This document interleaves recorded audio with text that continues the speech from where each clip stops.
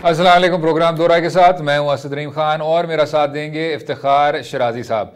जैसे आपने देखा, गिलगित बल्तिस्तान के होने वाले इंतखाबात में 23 नशिस्तों पर 337 उम्मीदवारों का मुस्तकबिल हमें पता चलेगा आने वाले दिनों में। पाकिस्तान तहरीक इंसाफ, पाकिस्तान मुस्लिम लीग नवाज और पाकिस्तान पीपल्स पार्टी का मुकाबला तो है सख्त, लेकिन उसमें मुस्लिम लीग नवाज की लीडर और नायब सदर मरियम नवाज साहिबा का कहना है कि अगर कुछ लोगों का पहले से ही फैसला था कि हमें 3 नशिस्तें दी जाएं, अब हमारे पावर शो को देख के और हमारे क्राउड को देख के, आबादी को देख के, अब उन्होंने ये फैसला कर लिया है कि 8 नशिस्तों तक ये नंबर वसी किया जा सकता है, बढ़ाया जा सकता है। मरियम नवाज साहिबा ने अपने पिछले बयानिए को थोड़ा सा मॉडिफाई भी किया। अगर पहले बात करती थी अस्करी क़ियादत की और मियाँ नवाज शरीफ साहब बात करते थे कि उनको निकाला गया गैर जमहूरी क़ुव्वतों के हाथ, तो अब मरियम साहिबा का वही कहना है जो कि साबिक़ वज़ीर आज़म शाहिद खकान अब्बासी साहब का कहना था कि अदारों से बात की जा सकती है, लेकिन सिर्फ तब जब पाकिस्तान तहरीक इंसाफ की हुकूमत को हटाया जाए। दूसरी जानिब बिलावल भुट्टो जरदारी पाकिस्तान पीपल्स पार्टी के को चेयरपर्सन के बारे में कहा जा रहा था कि उन्होंने एक यू टर्न लिया, ये कहते हुए कि उनको बहुत ज़्यादा हैरत हुई जब आर्मी चीफ और DGISI के नाम लिए गए थे गुजरांवाला के जलसे में मियाँ नवाज शरीफ साहब की जानिब से।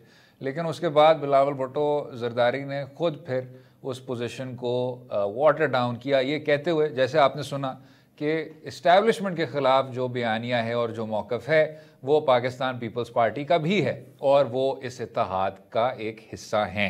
आपने इस हुकूमत के अहम इत्तेहादी शेख रशीद साहब की भी बात सुन ली। साथ में द न्यूज़ में एक रिपोर्ट के मुतालिक पाकिस्तान मुस्लिम लीग काफ जो हुकूमत की एक और अहम इत्तेहादी है, वो भी अपोजिशन फोर्सेस से बात कर रहे हैं CM पंजाब के अगेंस्ट नो कॉन्फिडेंस मोशन के हवाले से। शराजी साहब, ये वो तमाम अमूर हैं जो सामने आए हैं पिछले 1-2 दिनों में। सबसे पहले सर अगर बात करें, क्योंकि इस शो पे हम काफ़ी तवील डिस्कशन कर चुके हैं, तो मैं उस पर ज़्यादा देर नहीं ज़ाया करना चाहता, ज़्यादा देर एक्सपेंड नहीं करना चाहता।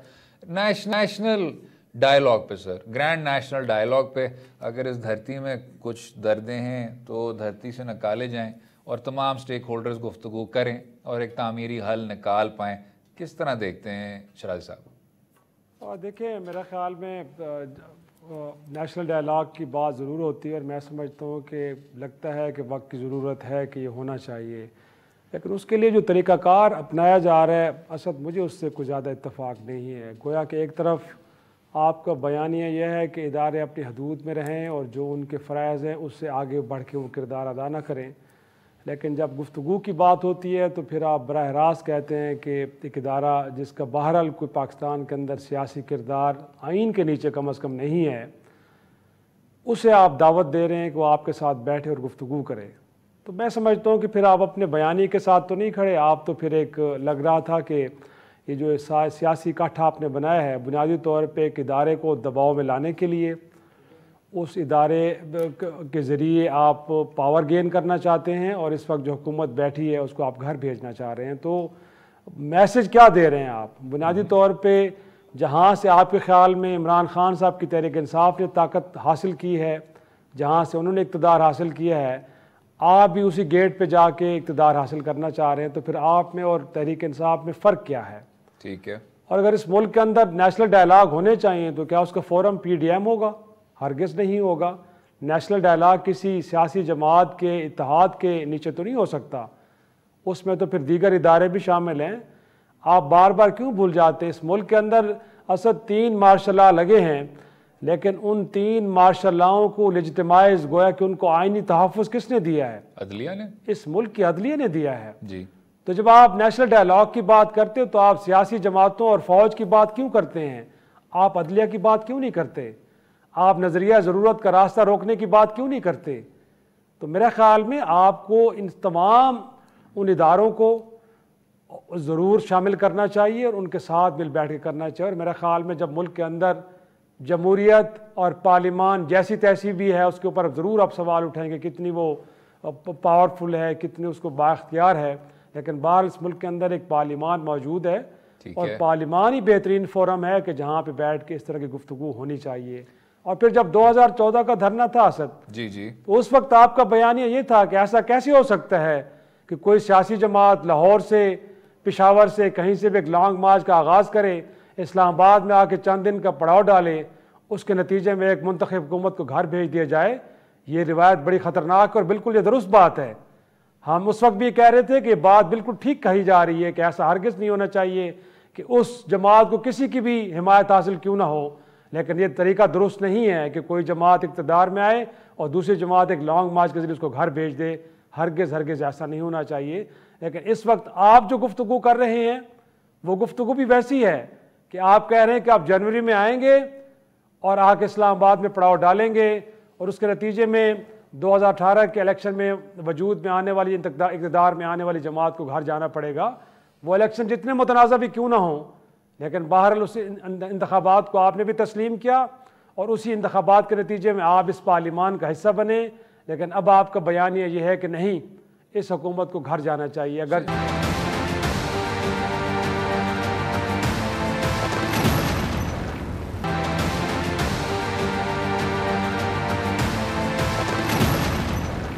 2014 में कितने बड़े बड़े धरने थे। पाकिस्तान तहरीक इंसाफ का धरना था, उसके बाद ताहिर उल कादरी साहब का धरना था, उनको आज़ादी मार्च करार दिया गया था।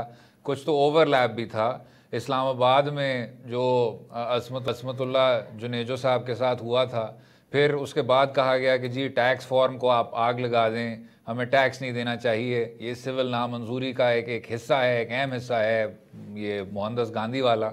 उससे आगे बढ़ के सर, ये पैनामा से पहले आपने कहा था कि हम इस्लामाबाद आ जाएंगे, जो उसमें फिर वो फुटेज भी आई कि आप असल में आ ही रहे थे इस्लामाबाद। तो उन तमाम चीज़ों को सामने रखते हुए मौलाना फजलुर रहमान जनाब, अगर हम दूसरी जानिब देख लें तो वो भी हमारे तरक्की पसंदों के एक बड़े अनलाइकली हीरो बन गए जब उन्होंने कहा कि वो 31 अक्टूबर को या 29 अक्टूबर को मार्च करेंगे, और उसको भी उन्होंने उसका नाम आज़ादी मार्च रखा था। तो ये तो एक सिलसिला है सर। और एतजाज़ एहसन की तकरीर भी आपके सामने है जिसमें उन्होंने कहा कि बहैसियत एक पाकिस्तान पीपल्स पार्टी के नुमाइंदे के तौर पे हम आपके साथ खड़े थे, नवाज लीग के साथ खड़े थे 2014 में, तो आपकी हुकूमत अभी भी कायम है। तो जब इतने धरने हों, इतने मार्च हों, लॉन्ग मार्चेस हों, क्या PDM को कहा जा सकता है कि वो कुछ मुख्तलिफ कर रही है सर? नहीं, मेरा ख्याल में अगरचे बयाने की हद तक देखा जाए तो बिल्कुल मुख्तलिफ कर रही है, इसमें कोई शक नहीं है कि हम कह सकते हैं कि MRD के बाद एक ऐसा इत्तेहाद बना है कि जो बहरहाल मुल्क के अंदर फ़ौज के किरदार को, सियासत के अंदर जो किरदार है उसको हद तनकीद भी बना रहा है, उसको चैलेंज भी कर रहा है, और मुल्क के अंदर सिविलियन बालदस्ती की बात भी कर रहा है, और शायद मुल्क के अंदर हकीकी जमहूरियत की बात की जा रही है। इस हद तक हम ज़रूर कह सकते हैं कि ये एक बड़ा डिफरेंट इत्तेहाद है। लेकिन बुनियादी तौर पे क्या इस इत्तेहाद की डायरेक्शन ठीक है? क्या हम ये कह सकते हैं कि जिस बयानिए को लेकर चल रहे हैं और जो गोल उन्होंने अचीव करने इस मुल्क के अंदर हकीकी जमहूरियत और सिविलियन बालादस्ती का, क्या उसके लिए जो रास्ता अपनाया जा रहा है वो दुरुस्त है? तो मैं समझता हूँ कि मेरी नाकिस राय में वो रास्ता दुरुस्त हरगिज़ नहीं है। उसके लिए रास्ता पार्लियामान है। आप किसी इदारे के साथ जब गुफ्तगू करेंगे तो मैं समझता हूँ कि बुनियादी तौर पर एक तो उस इदारे का आप जो सियासी किरदार है, अभी तक उसको लेजिटिमेसी नहीं मिल पाई, उसको अभी तक जायज़ नहीं तसव्वुर किया गया। तो मैं समझता हूँ कि ऐसा करके आप उस इदारे के सियासी किरदार को जायज़ तसव्वुर करने जा रहे हैं, जो कि मैं नहीं समझता कि कोई सही बात है। जैसे मैं बार बार कह रहा हूँ कि पार्लियामान में बैठ के सारे मामले को देखना चाहिए। और जो आपने 2014 की बात भी की, उस वक्त भी सियासी जमातों का जो कंडक्ट था बड़ा ही अच्छा था। हमने अप्रिशिएट किया कि बगैर किसी कंडीशन के वो नवाज शरीफ साहब के पीछे आके खड़े हो गए और बुनियादी तौर पर उन्होंने उस वक्त पार्लियामान को और उस वक्त की जमहूरी हुकूमत को तहफ़्फ़ुज़ दिया। उस जमहूरी हुकूमत के ऊपर ज़रूर सवाल उठाए जा सकते हैं कि वो कितनी जमहूरी थी, वो बाद में हमें देखा भी था कि उनका कंडक्ट अपना कितना जमहूरी था, लेकिन बहरहाल उन्होंने उस वक्त पार्लियामान को तहफ़्फ़ुज़ देने के लिए बगैर किसी कंडीशन के नवाज शरीफ साहब का साथ दिया। लेकिन उसके बाद फिर हम देखते हैं कि 2014 से जो आगे सफ़र था, खुद नवाज शरीफ साहब कितने जमहूरी रहे हैं। बल्कि हम अगर थोड़ा सा पीछे चले जाएँ, आज अगर पीपल्स पार्टी गिला कर रही है तो इसी बात का कर रही है कि जब 2008 से लेकर 2013 तक 73 का आइन को बहाल करने के लिए 18वीं तरमीम लाई गई थी, तो बुनियादी तौर पे वो खतरात थे जिनको ख़त्म करना चाह रहे थे। 62-63 जिसको ख़त्म करने के लिए पीपल्स पार्टी ने कहा, बट नवाज शरीफ साहब ने कहा कि नहीं, ऐसा नहीं हो सकता।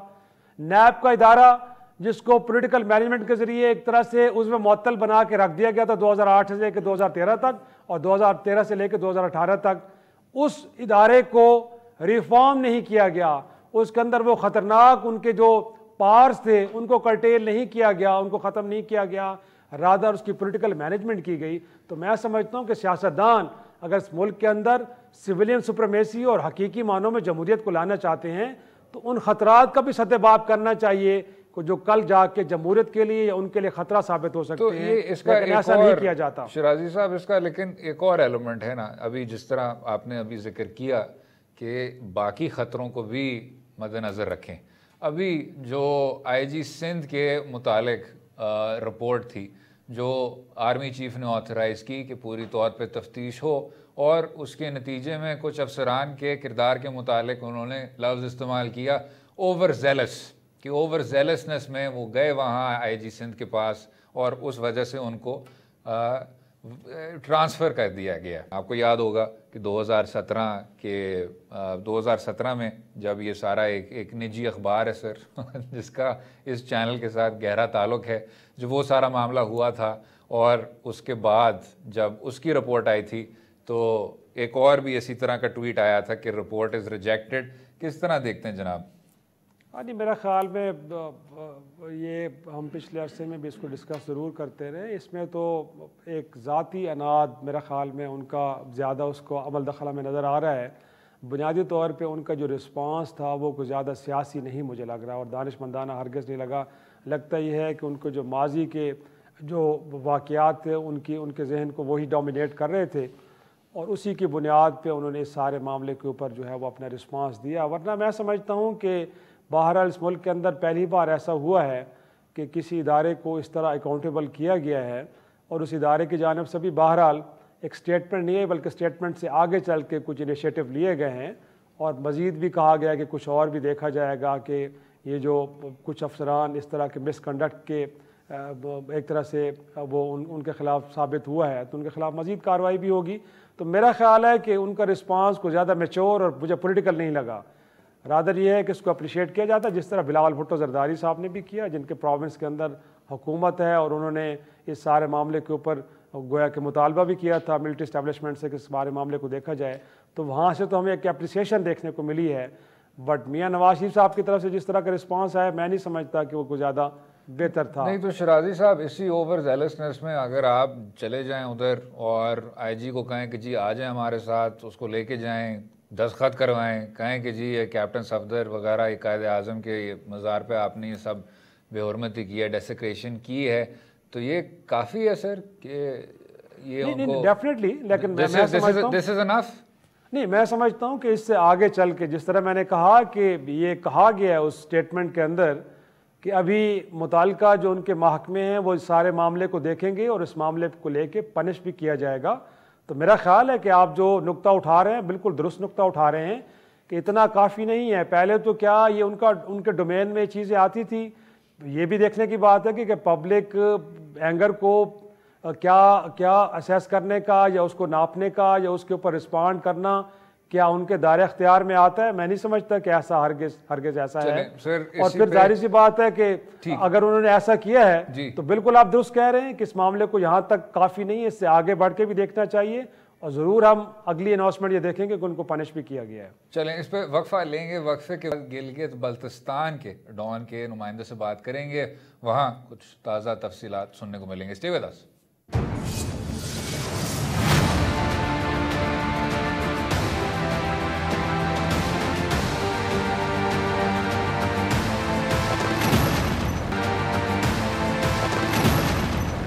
Welcome back to Do Raaye. जैसे आपने देखा गिलगित बाल्तिस्तान में इंतखाब का मुहिम जारी है, और इसी पर बात करने के लिए और ज़मीनी हक़ाइक़ बताने के लिए डॉन अखबार के स्पेशल कॉरेस्पॉन्डेंट जमील नागरी साहब हमारे साथ हैं। जमील साहब, बहुत बहुत शुक्रिया शो में शामिल होने का, अपना कीमती वक्त हमें देने का। ये बताइएगा जनाब कि वहाँ ताज़ा तफसीलात क्या हैं? सर इस वक्त इंतखाबी जो मुहिम है वो आखिरी मरहले में है, चूंकि रात 12 बजे के बाद इंतखाबी कैंपेन बंद है और 15 नवंबर का पोलिंग डे की तैयारी है और तमाम हलकों में इस वक्त जो कैंडिडेट्स है वो पावर शो कर रहे हैं और प्रेस कॉन्फ्रेंसेस कर रहे हैं, सोशल मीडिया पे कैंपेन चल रहे हैं और जलसे जुलूस है, रैलियां है। लेकिन अब 12 बजे तक ये सिलसिला चलेगा। उसके बाद फिर इलेक्शन कमीशन के डायरेक्शन के मुताबिक 12 बजे के बाद इलेक्शन जो कैंपेन एक्टिविटीज है वो बंद हो जाएंगे और फिर पोलिंग डे शुरू होगा 15 नवंबर को सुबह 5 बजे से 8 बजे तक, शाम 8 बजे तक पोलिंग का सिलसिला शुरू होगा। और जो जितने भी पॉलिटिकल पार्टीज के हेड आए थे, जैसे मरियम नवाज साहिबा ने कल ही कंक्लूड किया अपनी इंतखाबी कैंपेन को, वापस चली गई और बिलावल भुट्टो साहब कल तक कैंपेन कर रहे थे, आज भी वो कैंपेन में मसरूफ रहे और आज शाम के वक्त उसने एक प्रेस कॉन्फ्रेंस भी किया और उसमें भी इलेक्शन कमीशन को धांधली के इल्जाम लगाए और जितने हुकूमती वज़रा है, adviser to prime minister Zulfikar Bukhari sahab भी मौजूद है, वो भी आज पूरे दिन मसरूफ रहे, गंडापुर साहब भी है, मुराद सैयद साहब भी है, इस तरह हुकूमती नुमाइंदे और भी है। मुख्तलिफ हलकों में वो अपने पार्टी के लिए मुहिम चला रहे हैं कैंडिडेट्स को जिताने के लिए। जमील मैं ये जानना चाहूँगा इनफैक्ट कि एक तो इसमें पहली दफ़ा मैं देख रहा है कि तमाम जमातों का इंतखाबी मंशूर एक ही है कि हम आपको सूबा देंगे, लेकिन साथ में ये मैं जानना चाहूँगा कि एक तो ये बताएगा कि क्या गिलगित बल्तिस्तान के अंदर भी इलेक्टेबल्स का कोई कॉन्सेप्ट है कि कुछ लोग ऐसे हैं कि जो अपनी नशिस्त हर सूरत में जीतेंगे, और पार्टीज कंपैरिजन में जाएं तो आपको क्या लगता है कि कौन सी पार्टी, क्योंकि क्राउड तो सबने पुल किया, हमने देखा तमाम के जलसे लोगों से खचाखच भरे हुए थे, तो क्या लगता है कि किस पार्टी की कैंडिडेट की प्लेसमेंट बड़ी या इंतखाब बड़ा अच्छा है और वो लगता है कि अच्छे रिजल्ट देगी? सर्वे को एक तरफ रख लें, वो तो और कुछ बता रहे हैं हमें। सर बात यह है कि इस मरतबा जो सूरत हाल अभी तक हमें देखने में आ रही है वो ये कि तमाम यानी 23 कंस्टिट्यूंसीज में होने हैं इंतखाबात 15 नवंबर को और मेजॉरिटी सीटों पे अभी तक पीपी और पीटीआई के जो कैंडिडेट्स है वो मध्य मुकाबिल है। कुछ कंस्टिट्यूंसीज है, 2-3 कंस्टिट्यूंसीज है जहां पर मुकाबला जो है पीएमएल-एन के कैंडिडेट्स के साथ हो रही है और कुछ 2-3 कंस्टिट्यूंसीज ऐसे हैं जहां पर रिलीजियस पार्टीज जो यहाँ के एमडब्ल्यूएम, आईटीपी, जेयूआई इनके कैंडिडेट्स तगड़े दिखाई दे रहे हैं और इसके अलावा 2-3 कंस्टिट्यूंसियां यानी 4 तक कंस्टिट्यूंसियां ऐसी भी है कि जहां पर इंडिपेंडेंट कैंडिडेट स्ट्रांग दिखाई दे रहे हैं। तो लेकिन मेन जो कंपटीशन है मेजॉरिटी हलकों में वो पीपी और पीटीआई के दरमियान है और दोनों जमातों के मंशूर, अब पीपी तो पहले से ही अपने मंशूर में गिलगित बल्तिस्तान को सूबा बनाने या आईनी सूबा बनाने का जो स्लोगन था मैनिफेस्टो में शामिल था और अब भी उसी बुनियाद पे ही वो कैंपेन कर रही है और पीटीआई को भी एक बहुत बड़ा मौका मिला है, वो भी इसी बात पे ही कैंपेन कर रहे हैं कि अब चूंकि आज तक ये मसला हल नहीं हुआ था, गिलगित बल्तिस्तान को आईनी सूबा बनाने का जो मुतालबा था वो हल नहीं हो सका था और पीटीआई के गवर्नमेंट ने इस मसले को हल करने में कामयाब रही है, लिहाजा पीटीआई को यहाँ से मुंतखब होने का हक है और उस बुनियाद पे वो कैंपेन। जमील, ये जो इन इलेक्शन को इन्फ्लुएंस करने के हवाले से जो खदशात का इजहार किया जा रहा है अपोजिशन जमातों की जानिब से, कितना आपको ठीक लगता है कि कुछ इसमें जाना है? क्योंकि वो तो कह रहे हैं कि उनके पास कुछ ठोस सबूत भी हैं कि इलेक्शन को चुराने की कोशिशें हो रही हैं। सर इसमें देखें एक चीज जो नजर आ रही है, हम उस डिटेल्स में नहीं जाएंगे। हुकूमत के पास चूंकि रिसोर्सेज बहुत ज्यादा है, अब मिनिस्टर्स यहाँ आए हुए हैं, ऐलानात कर रहे हैं। अच्छा फेडरल मिनिस्टर गंडापुर साहब यहाँ तक ऐलान कर रहे हैं भाई आप 4000 के लीड दे दो, हम 4000 अरब रुपए आपको दे देंगे। और जितने ऐलानात यहाँ पे हल्कों में कर रहे हैं उससे तो अंदाजा ये हो रहा है कि जितने प्रोजेक्ट्स का वो ऐलान कर रहे हैं उतना तो पाकिस्तान का पूरा बजट ही नहीं है, तो पता नहीं कैसे वो उसको फुलफिल करेंगे आगे। लेकिन अब जो पिछले दिनों चीफ कोर्ट से एक ऑर्डर आया था कि पब्लिक होल्डर जो है वो इंतखाबी कैंपेन में हिस्सा नहीं ले सकते हैं, क्योंकि पब्लिक होल्डर जो इलेक्शन एक्ट 2017 जो यहाँ ऑलरेडी अडॉप्टेड है उसके मुताबिक मेंबर्स नेशनल असेंबली और सेनेट तो उसमें इंक्लूड नहीं है। लेकिन यहाँ इन्होंने जो नेब का जो ऑर्डिनेंस है, नेशनल अकाउंटेबिलिटी ब्यूरो का जो ऑर्डिनेंस है, उसके मुताबिक जो पब्लिक के ऑफिस होल्डर का जो डेफिनेशन बयान किया उसमें नेशनल असेंबली का मेंबर भी है, उसको इन्होंने उसके मुताबिक मेंबर्स नेशनल असेंबली को भी इस मुहिम से बाहर कर दिया था। बाद में वो चीफ कोर्ट से ऑर्डर आने के बाद अपीलेट कोर्ट में उसको सस्पेंड हुआ, उस पर दोबारा कल रात को जब 16 घंटे रह गए इंतखाबी मुहिम खत्म होने में, चीफ अपीलेट कोर्ट से भी डिसीजन आया कि नहीं जी नेशनल असेंबली के मेंबर, सेनेटर्स और मिनिस्टर्स ये सारे जो है इलेक्शन कैंपेन का हिस्सा नहीं बन सकते हैं। और पीपी का यही जो उनका इल्जाम है। जी जी, क्योंकि हमारा वक्त ज़रा कम हुआ जा रहा है तो इसी पे ज़रा वक्फा लेंगे। बहुत बहुत शुक्रिया जमील नागरी साहब शो में शामिल होने का। हमें जो गिलगित बल्तिस्तान में ताज़ा तफसीलात हैं उनके मुतालिक हमें आगाह करने का। वक्फा लेंगे, वक्फे के बाद गुफ्तगू जारी रहेगी, रहिएगा हमारे साथ।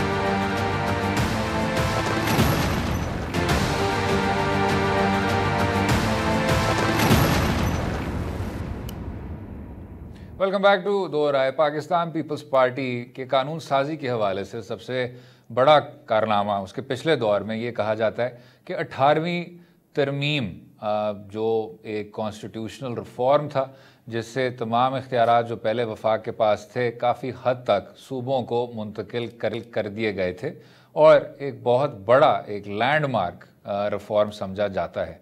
उसके बाद मुस्लिम लीग नवाज़ के दौर में भरपूर तारीफ़ की गई 25वीं तरमीम की, जिसके नतीजे में खैबर पख्तूनख्वा का फाटा फेडरली एडमिनिस्ट्रेड ट्राइबल एरियाज़ के साथ इंज़माम हो गया और जो आपके दीगर ट्राइबल एरियाज़ थे उनको आपने पाकिस्तान का एक हकीकी हिस्सा बनाया, जहां FCR जैसे काले कानून बहुत देर से आए थे।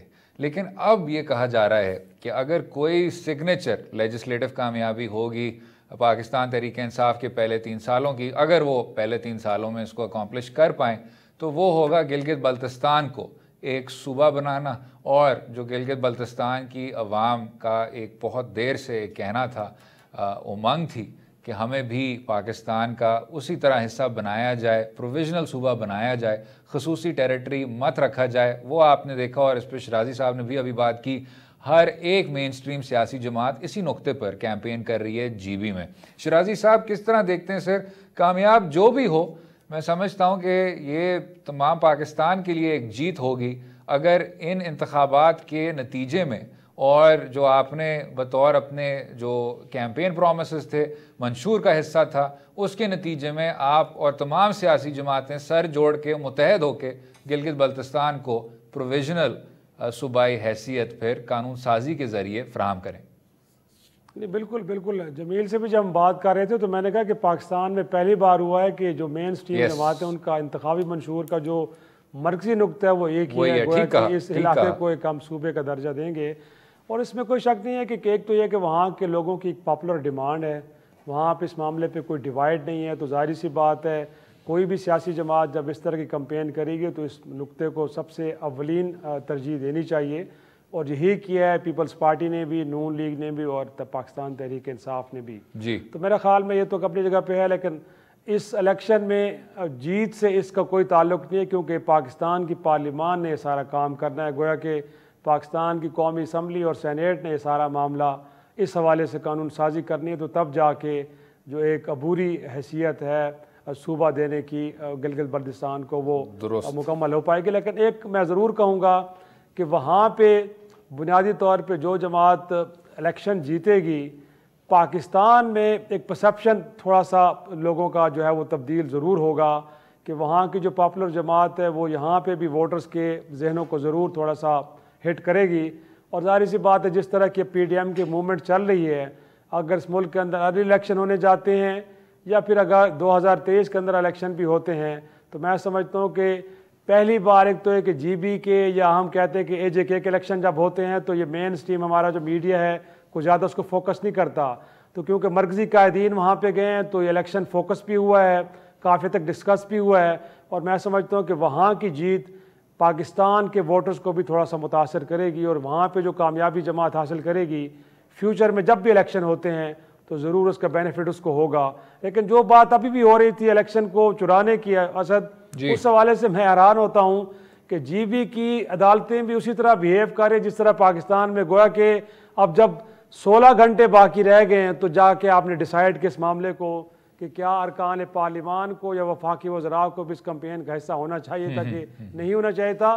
तब तक तो डैमेजेस हो गए हैं। गोया के अली अमीन गंडापुर साहब हों, जुल्फी बुखारी साहब हों, जब खुद प्राइम मिनिस्टर साहब ने भी जाके वहाँ पे जलसे किए हैं और ऐलानात किए हैं, तो वो टूल्स और टैक्टिक्स सारे यूज़ हो चुके हैं, और अब जाके अदालतें ये फैसला दे रही है कि नहीं ऐसा नहीं होना चाहिए, ऐसा नहीं हो सकता। बिल्कुल दुरुस्त फरमाया शराजी साहब। और अगर आपने एंड पे ये चीज़ बतानी है तो नुकसान तो हो गया और सब अपने सियासी बयानिए को बुलंद तो कर सके, लेकिन जैसे आपने देखा सर, और मेरे ख्याल से जमील साहब ने भी दुरुस्त फरमाया, मुकाबला तो ऐसा ही लग रहा है कि पाकिस्तान पीपल्स पार्टी और पाकिस्तान तहरीके इंसाफ के बीच होगा। मेरे ख्याल से मुस्लिम लीग नवाज़ की नायब सदर अगर ये बात कर रही हैं कि पहले हमारे नसीब में 3 नशिस्तें थीं, वो चाहे सेलेक्टर्स का था या किसी और का था, और अब 8 होंगी, और पहले से ही बहुत ज़्यादा कैंडिडेट्स ने आपको एक तरह से छोड़ दिया है, चले गए वहाँ से, तो PTI और पीपल्स पार्टी ही हैं जो फोकस में हैं।